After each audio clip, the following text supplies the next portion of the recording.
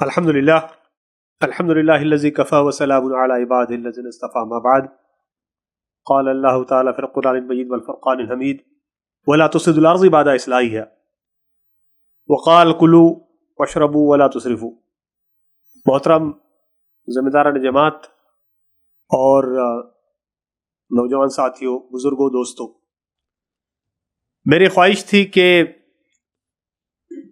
माहौलियाती बहरान और इंसान इसके हवाले से आपसे कुछ उन नज़रियाती बुनियादों पर बात कर सकूं जो इस्लाम देता है इस पूरे माहौलियाती बहरान से निपटने के लिए।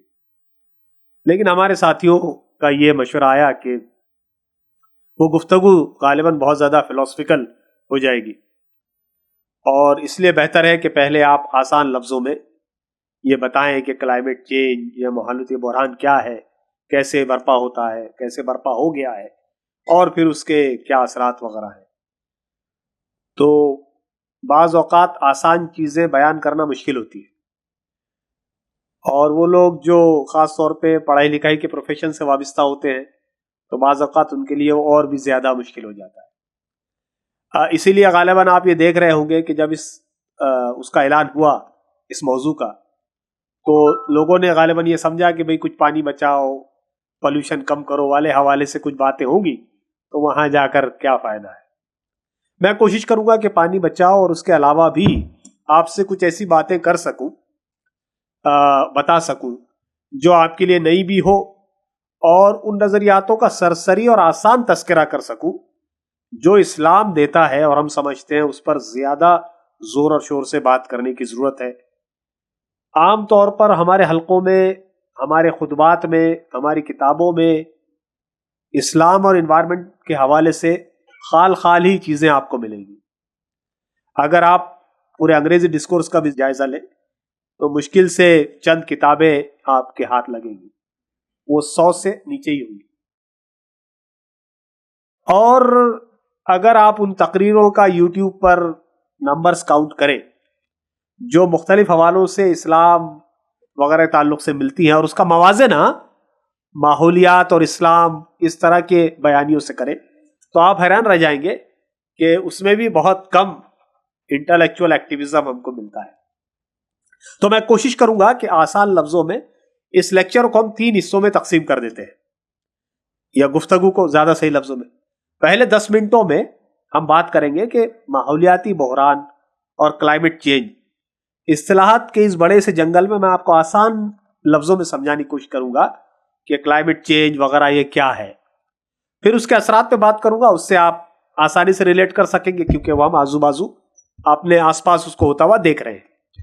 उसके बाद तीसरे और आखिरी 10-15 मिनटों में मैं उन नजरियाती बुनियादों का हल्का सा तारुफ आपके सामने पेश करने की कोशिश करूंगा जो हल के तौर पर हम दुनिया के लिए रखते हैं, लेकिन हम उसको उस जबान में, उस हल्के में और उन लोगों तक नहीं पहुंचा पा रहे हैं जो सेंट्रल स्टेज से माहौलियाती बहरान को गवर्न कर रहे हैं या माहौलियाती बहरान के हल के लिए काम कर रहे हैं। तो आपने देखा कि हम इस गुफ्तगू को 3 हिस्सों में तकसीम कर रहे हैं। पहले हिस्से में मैं कोशिश करूंगा कि आप लोगों को बता सकूं कि माहौलियाती बहरान या क्लाइमेट चेंज का जो आम तौर पर तस्वुर है वो अलग है, जो असल में वो चीज है उससे अलग है। वो जितना कुछ हम क्लाइमेट चेंज से समझते हैं वो असरात के हवाले से समझते हैं, वो क्लाइमेट चेंज के असरात है, क्लाइमेट चेंज कुछ और चीज है। ये पहली चीज। तो पहले हम 10 मिनट उस पर सर्व करेंगे, उसके बाद 10 मिनटों में हम जान देंगे कि वो कैसे प्रोड्यूस होता है, वो क्लाइमेट चेंज क्यों आ गया है। तो उस हवाले से भी बहुत सारे लोग कुछ कुछ मुख्तलिफ चीजें समझते हैं, लेकिन उसकी असल तक आम तौर पर हम नहीं पहुंच पाते। और आखिरी 10-12 मिनटों में हम कुछ फिलोसफिकल पेंटिंग्स देखेंगे, कुछ फिलोसफिकल जर्नी आपको कराऊंगा आसान लफ्जों में, जो कुरान बहैसियत एक अबदी कलामुल्लाह हमको देता है, जो उसमें कि हम मसाइल के हल की बात देखते हैं। तो आम तौर पर मौसम और क्लाइमेट को हम एक जैसा देखने लगते हैं ना, कि भाई मौसम बहुत शदीद हो गया है क्यों, क्लाइमेट चेंज की वजह से। ये आम जुमले हैं, बहुत गर्मी हो रही है। क्लाइमेट का मतलब होता है 30-40 साल के अरसे में रुतूबत, यानी उसको आप ह्यूमिडिटी है ना, राइट, और टेम्परेचर और विंड साइकिल, हवाओं का कुर्रा, इसमें 30-40 सालों में कोई खास पैटर्न या तब्दीली, मसलन एक खास जगह पर पिछले 30 साल पहले एवरेज दर्जे हरारत इतना था, लेकिन पिछले 30 सालों में उसमें एवरेज दर्जे हरारत में 1 से 1.5% का इजाफा हो गया। यह क्लाइमेट चेंज है। वो जो मौसम में आप शिद्दत महसूस कर रहे हैं वो उसका एक सिर्फ असर है, क्योंकि क्लाइमेट बदल गया है, क्लाइमेट चेंज हो गया है। तो आप समझ रहे हैं मौसम में और क्लाइमेट चेंज में बहुत जमीन आसमान का फर्क है। जो मौसम की शिद्दतें हैं वगैरह हैं उनके बहुत सारे वजूहात हो सकती हैं, लेकिन जब आप क्लाइमेट चेंज कहेंगे तो एक खास अरसे तक, एक लंबे अरसे तक रुतूबत, हवा का बहाव और टेम्परेचर में फर्क को क्लाइमेट चेंज कहते हैं।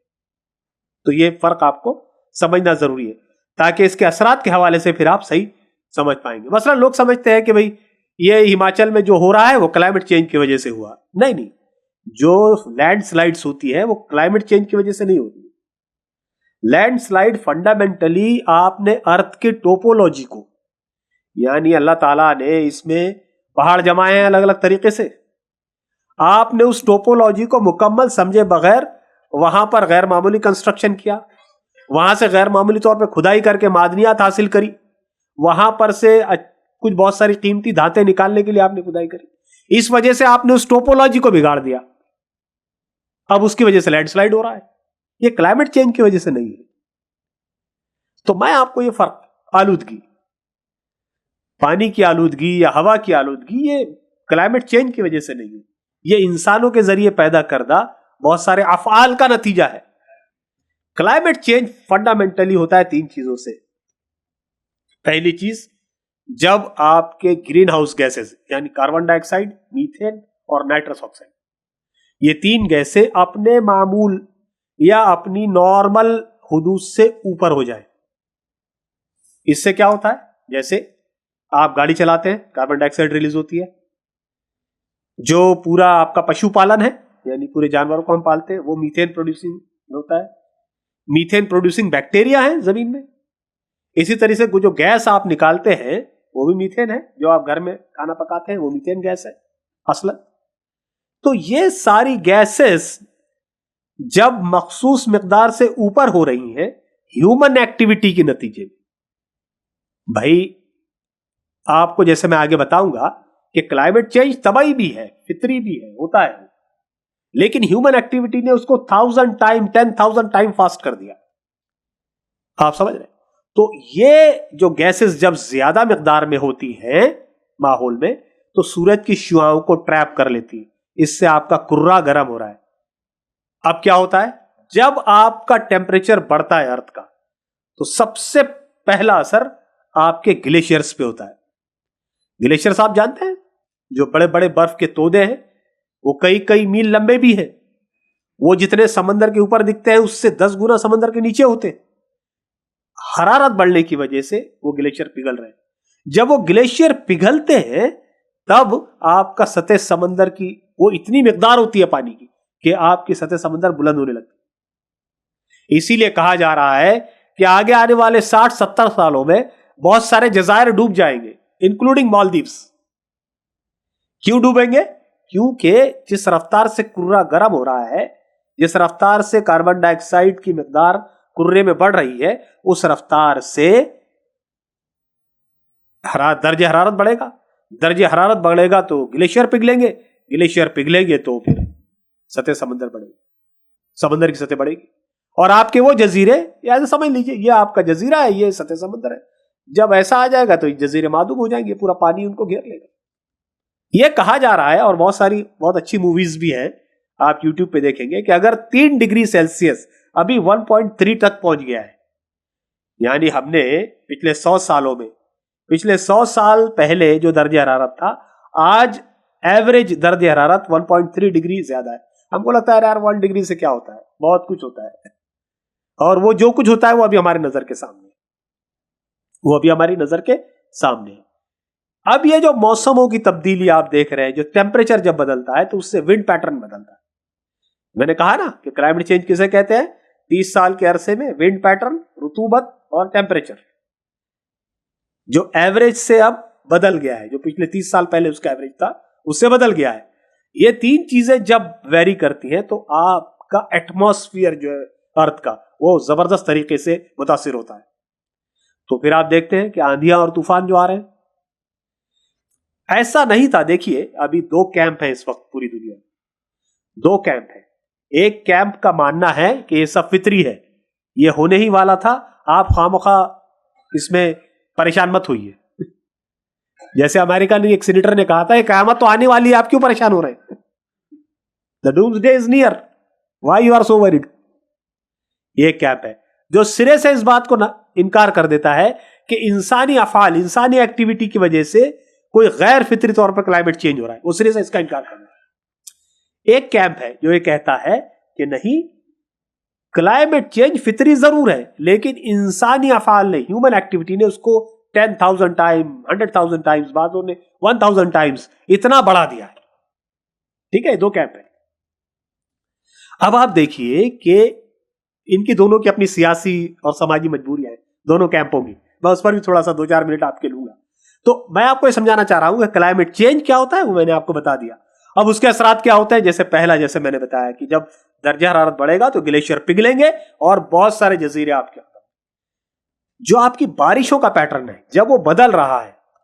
अच्छा, लोग जैसे ये भी एक थोड़ी सी गलतफहमी आपकी दूर कर दूं, लोग समझते हैं कि जो जेर जमीन पानी, जैसे आपके ओखला में हमारे इंजीनियर सर बता रहे थे हमको, हमारे सर, कि हर 2 साल के बाद वो बोरिंग नीचे करनी पड़ती, वो क्लाइमेट चेंज की वजह से नहीं है।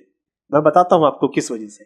वो इस वजह से है कि हम अंडरग्राउंड वाटर टेबल से उससे ज्यादा पानी निकाल रहे हैं जितना कि हम उसको दे रहे हैं। तो ये क्यों हुआ भाई साहब? ये क्यों हुआ? ये इसलिए हुआ कि हमने पूरा कॉन्क्रीटाइजेशन कर दिया है। कॉन्क्रीट की वजह से जो जज्ब की कुव्वत है जमीन में पानी की, उसका एरिया भी कम मिल रहा है, टाइम भी कम मिल रहा है। इसीलिए आइलैंडिक इफेक्ट है। नागपुर में जहां हम रहते हैं वहां पर एक इलाका है, वहां पे 40 फीट पे पानी है। वही एक दूसरा हमारा घर है, वहां पर 200-250 फीट पे पानी। हैदराबाद में एवरेज बोरिंग अब 1400 फीट पे हो रही है, 1400 फीट पे। इसको आइलैंडिक इफेक्ट कहते हैं। आइलैंडिक इफेक्ट क्या है कि जिन जिन इलाकों में वाटर टेबल सही से रिचार्ज हो जाता है वहां पर तो अंडर का मसला नहीं होता, जहां पर नहीं होता है तो फिर वहां ये मसले होते हैं, जहां पर वाटर टेबल रिचार्ज नहीं होता है। क्लाइमेट चेंज का इससे बराह रास्त ताल्लुक नहीं है, ये ह्यूमन एक्टिविटी इंड्यूस्ड प्रॉब्लम्स है। क्लाइमेट चेंज तो सबसे सेंट्रली लोकेटेड है आपके पूरे अर्थ को गर्म करने के हवाले से। जैसे जैसे आप कार्बन डाइऑक्साइड की मिकदार ज्यादा बढ़ाएंगे माहौल में, वैसे वैसे कार्बन डाइऑक्साइड, मीथेन और नाइट्रस ऑक्साइड, वो जो सूरज की रोशनी है उसकी शुआएं अब्सॉर्ब करेगी, उनको वापस नहीं जाने देगी माहौल में, इस अर्थ से बाहर। ये कुर्रा अर्ज गर्म होगा और उसके बाद 3 चीजें बदलेंगी: कुर्रा अर्ज का दर्जा हरारत, विंड पैटर्न और प्रेसिपिटेशन पैटर्न यानी रुतूबत, और इसके बाद सारी चीजें एक के बाद होने लगेंगी। इसीलिए आप देखिए कि कहीं पर तो बहुत ज्यादा पानी हो रहा है तो सैलाब आ जा रहा है, कहीं पर तो सूखा पड़ रहा है। इस कैंप वाले कहते हैं कि भाई पहले भी तो पानी होते थे, पहले भी तो सैलाब आते थे, है ना, पहले भी सैलाब आया है, पहले भी ड्राफ्ट होते थे यानी सूखा पड़ता था। लेकिन आपको मैं पूरे इत्मीनान से कह सकता हूं कि साइंसी तहकीकात ने बिल्कुल 2 और 2 4 की तरह इस पूरे पैटर्न को साफ करके रख दिया है कि पहले 100 साल में, फॉर एग्जांपल 100 साल का बहुत नजदीक का रिकॉर्ड हमारे पास है, इतने सैलाब आते थे इतने इतने इलाकों में। अब उससे 5 टाइम्स ज्यादा सैलाब आ रहे हैं उन्हीं इलाकों में जिसमें कि पहले इतने आते थे। इसी तरह से साइंस ने इसको क्लियर बता दिया था कि पहले इन इन इलाकों का दर्जा हरारत 100 साल पहले इतना था और 100 साल पहले अब इतना है। इसलिए आपने देखा होगा ना कि hottest day in 100 days, 100 years, है ना, ऐसा सब पढ़ा होगा आपने, hottest days in the 100 years, या कोल्डेस्ट, अभी आपने पिछले दिनों यूएस में वो पढ़ा होगा जो वहां का टेम्परेचर -40 तक चला गया था, जो इससे पहले कभी नहीं गया। तो ये सब चीजें इस बात को दिखाती हैं कि इंसानी एक्टिविटीज की वजह से दर्जा हरारत बढ़ता है। आप कहेंगे कि फिर क्या हो रहा है कि इतनी रिसर्च हो रही है, इतनी सारी गुफ्तगू होती है, इतनी सारी कॉन्फ्रेंसेस होती हैं, आप लोगों ने वो सारे समिट्स के नाम, इन्वायरमेंटल समिट्स के भी सुने होंगे, फिर भी कोई फर्क नहीं पड़ता। क्यों ऐसा हो रहा है। तो अब हम हमारे उसके तीसरे हिस्से पर आ गए हैं। मैंने पहले हिस्से पर आपको उसके वो बताया कि क्या क्या क्या होता है क्लाइमेट चेंज। दूसरे हिस्से में मैंने उसके असरात बताया आपको उसके हवाले से कि कौन कौन से असरात। ये पिक्चर बहुत खराब भी है, अगर मतलब उसको मैं उतना खराब पेंट नहीं करना चाह रहा, लेकिन और भी बहुत है। जैसे सोमालिया में अगर ड्राफ्ट की सिचुएशन आज आप देखेंगे तो वो 100 साल पहले भी ड्राफ्ट आता था सोमालिया में, यानी कैद पड़ता था, पानी की मुश्किल होती थी, लेकिन आज वो लाइफ थ्रेटनिंग हो गया है। मतलब वहां पर जो रहने वाली बसने वाली इंसानियत है उसके खात्मे के कगार पर उसने लगे। सूडान में, साउथ सूडान में खासतौर पे, जो पहले तहत और बारिश कम होती थी उसके मुकाबले आज जो है बिल्कुल बहुत क्लियर डिफरेंस है। तो पूरा उसके जो असरात हैं क्लाइमेट चेंज के वो वाजे हैं, अब सबके ऊपर है। अब सवाल यह है कि फिर इतने सारे एक्टिविज्म के बावजूद ये सब कम क्यों नहीं होता। तो अब देखिए, अब हम उस इंटरेस्टिंग एस्पेक्ट पे आ गए। आपको सबको मालूम है यूनाइटेड नेशंस के डेवलपमेंटल गोल है कि भाई क्लाइमेट उसको एड्रेस किया जाएगा, ठीक है। हर मुल्क के पास अपनी एनवायरमेंटल पॉलिसी है, डिपार्टमेंट है, इंडिया में भी है, बहुत बुरा हाल है उसका। तो और जो तरक्की याफ्ता ममालिक है वहां पर बहुत ज्यादा डेवलप्ड है, उसके बावजूद भी क्यों ऐसा होता है। इसलिए कि जिस नजरियाती बुनियादों पर इस वक्त दुनिया चल रही है उसके चलते आप क्लाइमेट चेंज को रिवर्स कर ही नहीं सकते। यह मैं दावा कर रहा हूं, और मेरे ख्याल से 30 साल बाद जब इसको कोई देखेगा, 40 साल बाद अगर जिंदगी रही, तो इसकी हकीकत पर लोगों को शायद कुछ तवज्जे हो। फंडामेंटली इस वक्त जिस नजरियाती बुनियादों पर दुनिया कायम है वो दो ही है। एक यह है कि मजहब का इज्तिमाई मामलात में कोई रोल नहीं है, मजहब और मजहबी तालीमात दोनों का। और नंबर दो ये कि इनफरादियत इज्तिमाइयत पे गालिब है, यानी मी, माई लाइफ, माई इंजॉयमेंट। जब आप फंडामेंटली ये इस वर्ल्ड व्यू को लेके चलते हैं ना, तो फिर दो चीजों पे बराह रास्त आपका असर पड़ता है। एक आपका प्रोडक्शन पैटर्न, एक आपका कंजम्पशन पैटर्न। बहुत भारी बात नहीं है, आसानी समझ में आ जाएगी आप। एक आपका प्रोडक्शन पैटर्न है, एक आपका कंजम्पशन पैटर्न। प्रोडक्शन पैटर्न से मुराद क्या होती है कि आपके जरिए बनाए जाने वाली मसनूआत, आपके जरिए बनाई जाने वाली गाड़ियां, आपके जरिए बनाई जाने वाली जरूरत की चीजें। और कंजम्पशन पैटर्न क्या होता है, उन तमाम जो बनाई हुई चीजें हैं उनको आप कंज्यूम करते हैं, ठीक है। अब देखिए आप कैसे फर्क हो जाता है। अगर आपका नुक्ता नजर यह है कि यह दुनिया फानी है, यहां का मजा फानी है, यह थोड़ी देर का है, तो आप मसनूई जरूरियात की तखलीक नहीं करेंगे। आप कोशिश करेंगे कि कम से कम में जितना गुजारा हो जाए। जैसे अल्लाह के रसूल की जिंदगी में हम सब देखते हैं ना कि आपके पास कपड़े बहुत कम थे, हालांकि मदीने के फतेह के बाद की बात बता रहा हूं। आपसे साहबा ने कहा कि एक आपको अच्छा सा गद्दा बना देते हैं, तो अल्लाह के रसूल ने कहा कि मैं तो मुसाफिर की तरह हूं, मुझे ये सब चीजों की क्या जरूरत है। आप समझ रहे हैं वर्ल्ड व्यू। मैं ये नहीं कह रहा कि हम वो ऐसा आप सब कर सकते हैं, लेकिन जो वर्ल्ड व्यू होता है वो आपके प्रोडक्शन पैटर्न को डिसाइड करता है कि आप कितना, कब और क्या प्रोड्यूस करेंगे। ये छोटी बात नहीं है। देखिए अभी जो कंज्यूमरिस्ट पैटर्न है, ये कंज्यूमरिस्ट पैटर्न बोलते हैं आजकल प्रोडक्शन का, जो कैपिटलिस्ट मार्केट है, यानी जो सरमायादाराना निजाम है, जो ज्यादा से ज्यादा मुनाफा बनाना चाहता है, तो वह आपको नकली जरूरतों की तरफ लाता है, वो आपको आर्टिफिशियल जरूरतों की तरफ लाता है, वो आपको यूज एंड थ्रो कल्चर की तरफ लाता है। जो सरमायादाराना निजाम है वो आपको यूज एंड थ्रो कल्चर की तरफ लाता है। तो ये जो प्रोडक्शन पैटर्न है ये पूरा बदलना पड़ेगा अगर आपको माहौल को रिवर्स करना है, क्लाइमेट चेंज को रिवर्स करना है। प्रोडक्शन पैटर्न बदल नहीं सकता जब तक कि आप कंजम्पशन पैटर्न ना बदल दें। अगर डिमांड है मार्केट में तो प्रोडक्ट आएगा ही आएगा। इसीलिए कहते हैं if you want to stop producing, cut the demand. तो अब बहुत सारी छोटी छोटी चीजें, वो जो प्लास्टिक का चमचा आप इस्तेमाल करते हैं वो कार्बन डाइऑक्साइड को माहौल में बढ़ाने के लिए रोल प्ले करता है।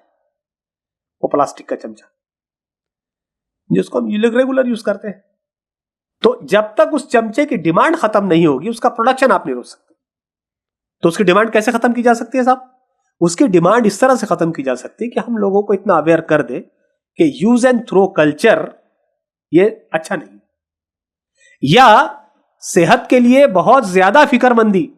आपको ये बात जान के हैरत होगी कि जब पहली बार bacterial theory, germ theory market में आई, ये 1700, 1600, 1700 के बाद की बात है, 1800 तक मेरे ख्याल से, तो लोग एक दूसरे से हाथ मिलाना बंद कर दिए थे कि वो सब जर्म होंगे करके। यूके की बहुत मशहूर इसमें नॉवेल्स हैं, किताबें, आप बात समझ रहे हैं? तो वो जो गैर जरूरी सेहत की तरफ रुझान है आपका, वो डिसाइड करता है कि आप कौन सा चमचा इस्तेमाल करेंगे। चलिए मैं आपको और दूसरी बहुत इंटरेस्टिंग एग्जांपल देता हूं। हम सब मैकडॉनल्ड्स जाते हैं, मतलब सब नहीं, कभी कभी जाते हैं, और मैंने लिखा भी है एक जगह, मेरे ख्याल से पब्लिश्ड है ये, वहां पर फ्रेंच फ्राई होते हैं, सबसे खूबसूरत दिखते हैं, लाल पैकेट से येलो येलो उभरे हुए फ्रेंच फ्राई, सबने खाए होंगे, यंगस्टर्स ने सबने खाया होगा, राइट? ये खास तरह के पोटैटो से बनते हैं यूएस में। वो मैकडॉनल्ड पूरे वर्ल्ड ओवर चेन है, जाहिर सी बात है, यूएस में खास तौर पे खास तरह के आलूओं से बनते हैं। इन आलूओं का एक साइज होता है और उनकी एक खास कैफियत होती है, खास मॉर्फोलॉजी होती है। वैसे ही आलू को मैकडॉनल्ड के प्रोडक्शन वाले अंदर लेते हैं, नहीं तो नहीं। इस आलू पर एक खास तरह का कीड़ा आता है, वो कीड़ा इसमें से अपनी ग़िज़ा लेकर के उसके ऊपर फूल पे रहता है, बाद में अंदर, मतलब अंदर नहीं जाता, बाहर बाहर, उससे उस पर दाग पड़ जाते हैं, दाग पड़ जाते हैं। लेकिन अभी भी आप उस आलू को आसानी से खा सकते हैं, ठीक है? लेकिन मैकडॉनल्ड का क्वालिटी कंट्रोल उसको रिजेक्ट कर देता है। क्यों? क्योंकि जब वो येलो येलो के अंदर एक काला स्पॉट आया था, क्योंकि जब उसको छील के पूरा करेंगे तो भी काला स्पॉट बाकी रहता है, वो नहीं चाहता। अब जो यूएस का किसान है, जो हजारों लाखों हेक्टर में वो आलू उगाता है, वो उसको मारने के लिए खास तरह का ऑर्गेनोफॉस्फेट यूज करता है। वो इतना खतरनाक है कि उस पर स्प्रे करने के बाद वो कीड़ा तो मर जाता है, लेकिन 4-3 दिन तक आप वो फसल के करीब नहीं जा सकते। ये उसकी हालत होती है। आप बात समझ रहे? वो किसान 3 दिन के बाद उसको अलग छोड़ देते हैं, वो माहौल में बाकी रहता है, जमीन में जाता है, उसके बाद वो बेचते हैं, धो ला के वो फ्रेंच फ्राई बनता है। आप देखिए, एक सिंपल चॉइस जिसको के मार्केट किया गया है, एक खास तरह के फ्रेंच फ्राई, उतने बड़े वैसे निकले हुए, उसका इस्तेमाल एक खास किस्म के एनवायरमेंटल क्राइसिस को जन्म देता है। आप बात समझ रहे? जो कंजम्पशन पैटर्न आपके बनाए हैं, जो चॉइसेस आपकी बनाई है, वो कौन बनाता है? वो आपकी रील बनाती है, वो जो रील्स आप देखते हैं वो एडवर्टाइजमेंट की कंपनियां बनाती है, वो हजारों लाखों करोड़ों अरबों डॉलर डाल करके जो रिसर्च हो रही है ताकि आपको लुभाया जा सके, आपको ल्योर किया जा सके, आपको उस तरह हवादा किया जा सके उस तरह के प्रोडक्ट के इस्तेमाल करने को, वो सब आपका कंजम्पशन पैटर्न डिसाइड, और वो कंजम्पशन पैटर्न डिसाइड करता है कि आप बनाएंगे क्या, प्रोडक्शन पैटर्न। दूसरी मिसाल देता हूं, देखिए, हम सब प्लास्टिक इस्तेमाल करते हैं, ये भी है, ये भी है, और वो थैली भी, ठीक है? और अगर उस प्लास्टिक का एक खास साइज हो तो वो इन्वायरमेंट में कम बोझ डालता है। तो इस वजह से बहुत सारी आपने देखा होगा रेड्स होती हैं और लोग वो प्लास्टिक को बैन करते हैं वगैरह वगैरह, लेकिन वो फिर भी चलता है। यहां तो बहुत ज्यादा चलता है, दिल्ली वगैरह में, साउथ में उसका निस्बतन अब कम पर्कुलेशन है छोटे माइक्रोन वाले प्लास्टिक का। आप देखिए कि वो जो बड़े माइक्रोन वाला प्लास्टिक है, अगर कंपनी चाहे तो उसको रिसाइकल कर सकती है, बहुत सारे प्लास्टिक को रिसाइकल कर सकती है, लेकिन वो नहीं करती है। उतने दाम जितने उसको रिसाइकल करने में लगते हैं, उससे जरा से कम पैसों में उसका नया प्लास्टिक बन जाता है। तो वो सोचती है कहां ऐसा बखेड़े में पड़ेंगे, नया प्लास्टिक ऑर्डर करते। उनको इससे मतलब नहीं है कि इन्वायरमेंट पे बोझ डालने वाली एक चीज को वो रिसाइकल कर सकते हैं। इसका तस्करा वही है जो कुरान में है कि वो आयत है ना कि अल्हाकुमुत तकासुर हत्ता ज़ुरतुमुल मकाबिर, वो कंपनी वालों के साथ आता है कि तुमको जो है नफे की होड़ ने जो है वो नफा की होड़ है ना सर, और क्या है? अगर आप एक रिस्पॉन्सिबल वो हो तो आप, अच्छा, ये सब बातें बहुत अच्छी करते हैं। अगर आप पूरा पढ़ेंगे, मैं 8 साल से इन्वायरमेंटल बायोटेक्नोलॉजी पढ़ा रहा हूँ, 10 साल से, और उसमें उनकी किताबें, उनके रिसर्च, वो सब अल्हम्दुलिल्लाह हमको पढ़नी पड़ती है क्योंकि हमको पढ़ाना है एमएससी के स्टूडेंट्स को। वो बड़ी बड़ी खूबसूरत बातें, लेकिन आप जब अंदर जाके उनकी बैलेंस शीट देखेंगे कि उन्होंने रिसाइकलिंग पे कितना खर्चा किया, उनकी बैलेंस शीट अगर देखेंगे कि रिसाइकलिंग पे कितना खर्चा किया, सब झूठ सच वाले आंकड़े। तो ये दोस्तों, ये जो कंजम्पशन पैटर्न है, बहुत सारी बातें आपको मुझे बतानी है यहाँ।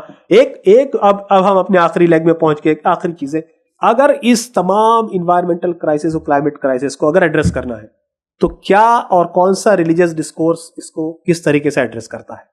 कुरान का एक अंदर सा तालीम होने की हैसियत से मैं समझता हूं कि कुरान में बहुत शानदार इसके मतलब बहुत शानदार इसकी बुनियादें दी गई है।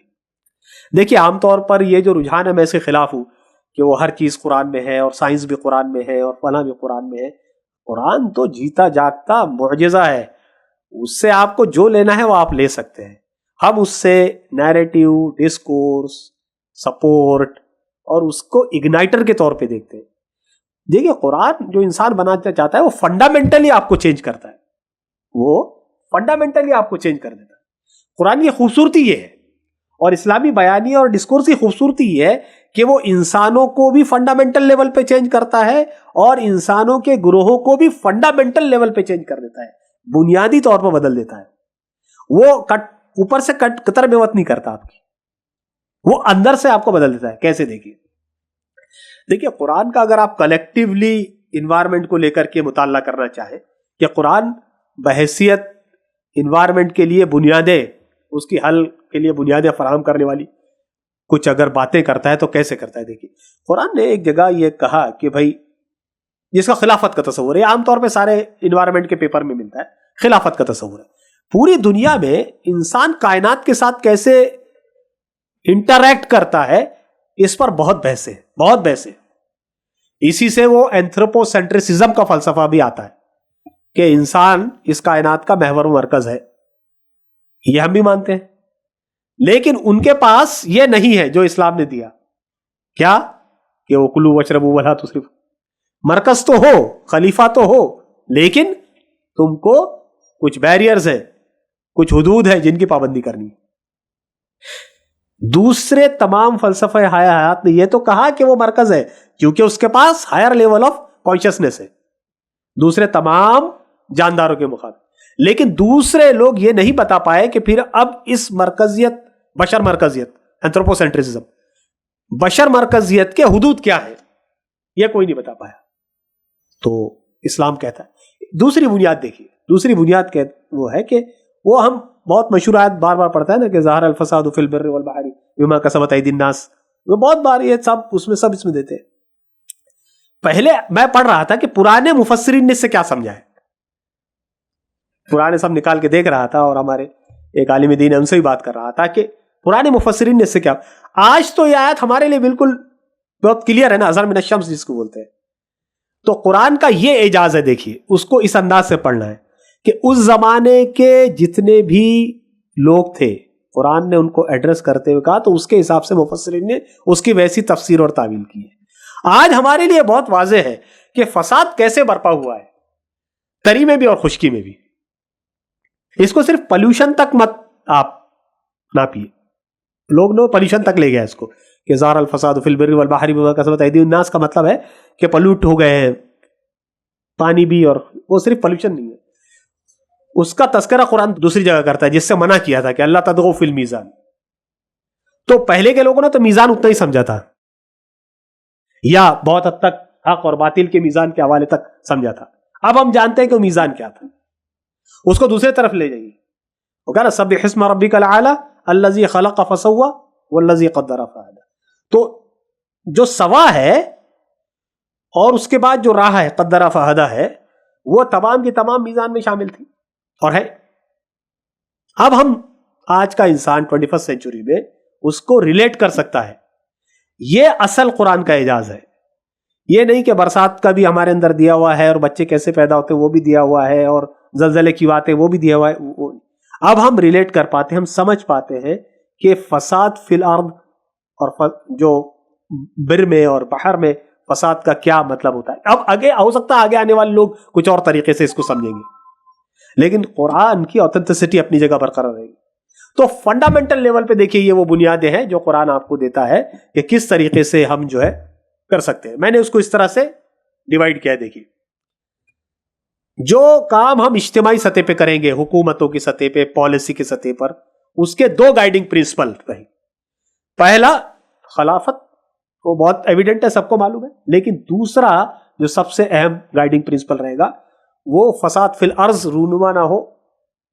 मकासद शरिया तो तफसील है उसकी, हम वो कर सकते हैं, लेकिन बिल्कुल कुरान से डायरेक्ट जिस पे कोई डिस्प्यूट नहीं हो सकता कि हमारी टेक्नोलॉजी, हमारी साइंस, हमारा प्रोडक्शन पैटर्न और हमारा कंजम्पशन पैटर्न, ये याद रखिए। देखिए 4 चीजें, हमारी टेक्नोलॉजी, हमारी साइंस, हमारा प्रोडक्शन पैटर्न और हमारा कंजम्पशन पैटर्न, मुल्की सतह पर, आलमी सतह पर, जो भी जहां भी मुसलमान हुकूमतें रहेंगी, वो इन 2 चीजों को ध्यान में रखेगा कि हम यहां पर सिर्फ स्टीवर्ड है, हम यहां पर सिर्फ अल्लाह ताला के दिए हुए रिसोर्स को इस्तेमाल कर सकते हैं, उनके मालक नहीं है। ये इज्तिमाई सतह पर हमारे गाइडिंग। इनफरादी सतह पर खिलाफत का इनफरादी तसव्वुर, कनात और ला फिल इसराफ, जिसको बोलता है ला लिल इसराफ, वो जो अरबी में है, कि ये 3 चीजें इनफरादी रहेंगी। अब देखिए कैसे ये जो तसव्वुर जो है खिलाफत का, कनात का और ला लिल इसराफ का, ये 3 चीजें इनफरादी सतह पर, ये आपके अंदर 5 क्वालिटीज पैदा करेंगी। ये ज्यादा फिलोसफिकल नहीं है, सोइए मत, लेकिन ये बहुत अहम है। ये क्वालिटीज हमको यहां से जाने के बाद कोशिश करना है कि पैदा करनी, मैं भी कोशिश करूंगा, आप भी। पहली है सख्त कोशी और जफाकशी, क्योंकि हमारे पैगंबर ने उसकी तालीम हमको दी है। अब देखिए ये कैसे इन्वायरमेंट से रिलेट हो जाएगा, आप समझे। उसकी एक सिंपल मिसाल मैं आपको बताता हूं। अभी हैदराबाद से वापसी में मैं एयरपोर्ट से टैक्सी भी ले सकता था और मेट्रो से भी आ सकता था। सिंपल सी मिसाल है, मैंने मेट्रो को तरजीह दी। तो मैं कैलकुलेट कर रहा था, तो उससे मैंने 600 ग्राम कार्बन डाइऑक्साइड माहौल में डालने से बचा दिया। तो जब आप पब्लिक ट्रांसपोर्ट लेते, अब अगर आपको कोई अहम काम है वगैरह है तो ठीक है, इट्स परफेक्टली ओके, आप अपनी कार इस्तेमाल कर सकते हैं या टैक्सी हायर कर सकते हैं। लेकिन अगर आप आराम तलब है, सिर्फ आराम की खातिर अगर आप पर्सनल ट्रांसपोर्ट इस्तेमाल करते हैं, बहुत सारे लोगों को बीमारी हो सकती है, बुजुर्ग हो सकते हैं, मैं उस तरफ नहीं जा रहा। हमारे नौजवान साथियों को मैं बताना चाह रहा हूं कि इसी तरीके से आपके कंजम्पशन पैटर्न जो है वो सख्त कोशी और जफाकशी से इबारत होनी चाहिए। दूसरी चीज कनात है। आजकल आपको यह लगेगा इस्लाम ने ये इतना शानदार तस्वीर जो दिया था, जापान में एक मिनिमलिस्ट ग्रुप है, उसका नाम क्या है, मिनिमलिस्ट। तो मिनिमलिज्म का तस्वीर क्या है कि आप कम से कम में जिंदगी कैसे गुजार सकते हैं। और मिनिमलिस्ट लोगों को बड़ा इज्जत और एहतराम से देखा जाता है, उनके वो पूरे सत्कार वगैरह किए जाते हैं। मिनिमलिस्ट लोग टेक्नोलॉजिकली भी मिनिमलिस्ट है, मतलब वो मोबाइल का कम से कम इस्तेमाल करते हैं, क्योंकि जब आप इसको चार्ज करेंगे तो बिजली लगेगी, बिजली कहीं ना कहीं बन रही है और उससे कार्बन फुटप्रिंट आपका बढ़ रहा है, यानी कार्बन डाइऑक्साइड आप रिलीज करते हैं बिजली बनाने। समझ रहे हैं आप बात। तो मिनिमलिस्ट कनात, तो जाहिर सी बात है जरूरत रहेगी और लोगों को करना है, काम तो करना ही है। तो दूसरी चीज 5 क्वालिटीज में पहली है सख्तकोशी, कनात, तीसरी सादगी है, सिंपलिसिटी। मिनिमलिज्म, जो मिनिमलिस्ट लोग आजकल हैं वो इस बात को बहुत जोर शोर से कहते हैं कि अगर आप सिंपलिस्टिक एटीट्यूड बनाएंगे जिंदगी के लिए तो माहौल पर आपका कार्बन फुटप्रिंट कम से कम रहेगा। कार्बन फुटप्रिंट का मतलब भी समझ लीजिए। कार्बन फुटप्रिंट का मतलब यह होता है कि आपके जरिए अंजाम दी गई एक्टिविटीज के नतीजे में कितनी कार्बन डाइऑक्साइड माहौल में पैदा होती है, इसको कार्बन फुटप्रिंट कहते हैं। इसको क्या कहते हैं, कार्बन फुटप्रिंट। तो जब आप सख्तकोशी, कनात, सादगी, आखिरत मरकूज और इज्तिमाइयत बनाम इनफरादियत वाली जिंदगी गुजारेंगे तो आपका कार्बन फुटप्रिंट बहुत कम हो जाएगा। 5 क्वालिटीज वाली, सख्तकोशी या जफाकशी, कनात, सादगी, आखिरत मरकूज और इज्तिमाइयत बनाम इनफरादियत। जब आप ये सब करने लगेंगे तब ऑटोमेटिक आपका कार्बन फुटप्रिंट कम हो जाएगा। बाकी जितनी चीजें आपको इस वक्त दुनिया में दिख रही हैं वो एसेंशियली असरात के एतबार से क्लाइमेट चेंज का इनडायरेक्ट पड़ता है और उसमें सब लोग रिस्पॉन्सिबल हैं। लेकिन आपको ये बात जान के शायद थोड़ा सा इत्मीनान हो कि 120 बांग्लादेशी बच्चे जब पैदा होते हैं तो वो इन्वायरमेंट पे उतना बर्डन डालते हैं जितना बर्डन एक यूएस में पैदा होने वाला बच्चा डालता है। ये मैं नहीं बोल रहा हूं, ये सिक्का लिटरेचर जो अवेलेबल है, रिसर्च पेपर्स वगैरह जो खुद अमेरिकन जर्नल में शाये होते हैं वो कह रहे हैं। क्यों? क्योंकि उनका कंजम्पशन पैटर्न वैसा डिसाइड हुआ है ना। उनका कंजम्पशन पैटर्न है, वो जिस तौलिए में बच्चे को लपेटते हैं वो जिस क्लिप से बच्चे का नाल बांधते हैं, वो जो डिस्पोजेबल सीजर इस्तेमाल करते हैं। 120 बांग्लादेशी बच्चे बनाम 1 यूएस का बच्चा। इस वक्त सबसे ज्यादा non carbon neutral country Europe और अमेरिका में है। हम वर्ल्ड का 1/6 पॉपुलेशन होने के बाद भी, हम वर्ल्ड का 1/6 पॉपुलेशन होने के बाद भी अमेरिका से 1/10 कम कार्बन प्रोड्यूस करते हैं। ऐसे बहुत सारे डेटा है। तो मैं ये कहना चाह रहा था कि ये जो पूरा क्लाइमेट चेंज का पूरा समझ लीजिए पैराडाइम, उसको अंग्रेजी में कह लीजिए, है, उसमें समझने की 2-4 चीजें हैं। ये मैं बोलकर इंशाल्लाह सवालात के लिए इस लेक्चर को ओपन कर दूंगा। सबसे पहले चीज कि हमको क्लाइमेट और मौसम में फर्क करना है, हमको समझना है कि क्लाइमेट चेंज क्या होता है। नंबर ये कि क्यों ऐसा होता है, तो हमने देखा कि वो कार्बन डाइऑक्साइड, मीथेन और जो भी नाइट्रस ऑक्साइड नामी 3 गैसेस हैं जो बड़ी मिकदार में माहौल में जब जमा होती है, उससे वो सूरज की रोशनी को ट्रैप करती है और कुर्रायर्स गर्म होता है। उसके नतीजे में फिर बहुत सारी चीजें होती है, जैसे मौसमों का बदलना, बहुत ज्यादा दर्जे हरारत, ग्लेशियर का पिघलना, सैलाब, बेमौसमी बारिशें। ये क्यों होता है, तो हमने देखा कि हमारे प्रोडक्शन पैटर्न और हमारे कंजम्पशन पैटर्न, दोनों चीजें माहौल में कार्बन डाइऑक्साइड और जो दूसरी 2 गैसें मैंने बताई है, वो सब के सबको इंट्रोड्यूस करते हैं, ज्यादा करते हैं।